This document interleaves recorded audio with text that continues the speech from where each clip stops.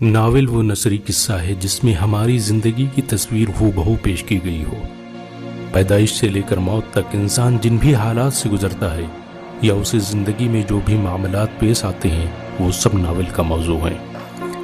یعنی آسان لفظوں میں کہا جائے تو ناول وہ آئینہ ہے جس میں زندگی کے سارے روپ دیکھے جا سکتے ہیں۔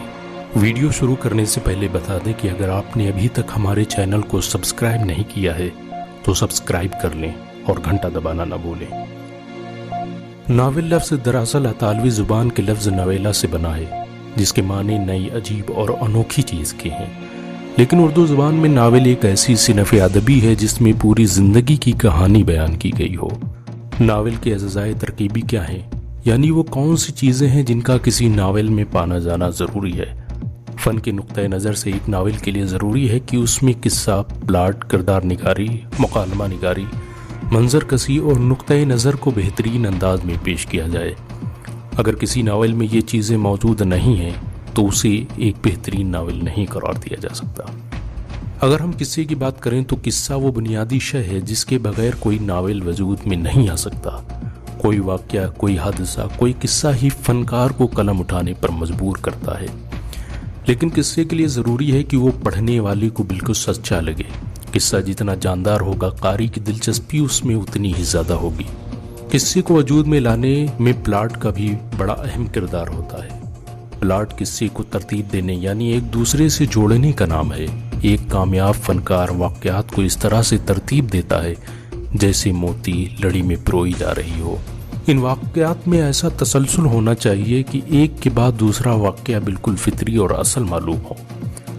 واقعات ایک دوسرے میں پوری طرح پیوست ہوں تو پلاٹ مربوط یعنی گٹھا ہوا کہلائے گا، اور اگر ایسا نہ ہوا تو ناول کی روح مجروح ہو جائے گی اور پڑھنے والے بہت جلد اکتا جائیں گے۔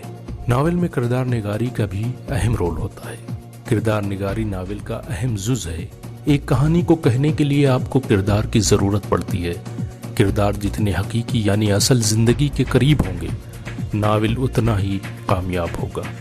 لیکن ٹھہریے، اگر آپ کے پاس کردار ہیں، پلاٹ ہے، لیکن بہترین مکالمہ نگاری نہیں ہے تو بھی آپ کا ناول کامیاب نہیں ہو سکتا۔ مکالمہ نگاری کو آج کی زبان میں ڈائلاگ کہا جاتا ہے۔ جیسے ایک فلم میں ڈائلاگ اچھے نہ ہوں تو دیکھنے میں مزہ نہیں آتا، ٹھیک اسی طرح اگر ناول میں بھی بہترین ڈائلاگ نہ ہو تو اسے پڑھنے میں مزہ نہیں آتا۔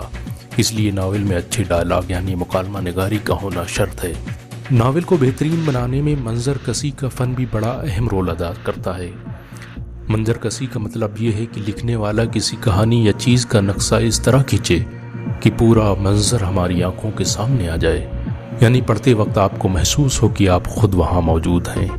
ایک ناول میں نقطۂ نظر کا ہونا بھی شرط ہے، یعنی کہیں ایسا نہ ہو کہ آپ ناول لکھتے جائیں اور آپ کو پتہ ہی نہ ہو کہ آپ کا مقصد کیا ہے، لیکن آپ کا نقطۂ نظر ایسا بھی نہ ہو کہ پڑھنے والے کو محسوس ہو کہ آپ اپنا نظریہ اس پر تھوپ رہے ہیں۔ ہمیں امید ہے کہ آپ کو یہ ویڈیو ضرور پسند آئی ہوگی۔ ہمارا ساتھ دینے اور اردو ادب کو فروغ دینے کے لیے چینل کو سبسکرائب کرنا نہ بھولیں۔